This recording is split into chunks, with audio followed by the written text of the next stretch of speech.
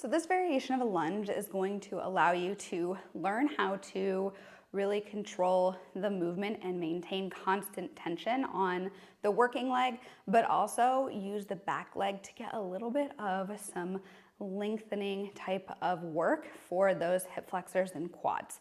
So you're gonna want to hold on to something if you have you don't want balance to be your limiter. And then also you need to be on a surface that you can slide on. So whether that's socks on concrete or those sliders, you need something that can easily move under your foot. You're going to set up like so. The working leg is the front leg and the weight is on the inside. And we're gonna start up tall with 80 to 90% of the weight in the front leg. And then you're gonna reach the back leg back as you stay forwards over the front leg and then come back into the top position.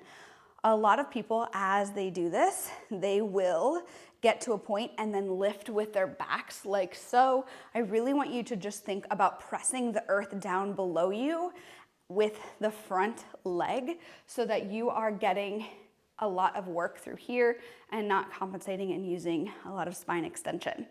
You want to be able to get as low and as deep as you possibly can at the bottom till you feel a nice big stretch, but you want to make sure you don't go too low that you can't get out of the hole.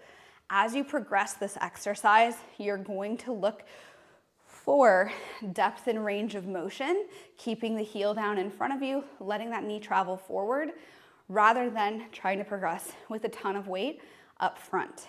As you progress with the position that you're in the range of motion, you should feel a back leg stretch, you should feel like you can get deeper, and you should feel like you really own that movement and can use the front leg to pull yourself out of it. Then you can progress with a little bit higher of weight. But a lot of this exercise, the point is control. So we want to prioritize that before we prioritize weight too quickly.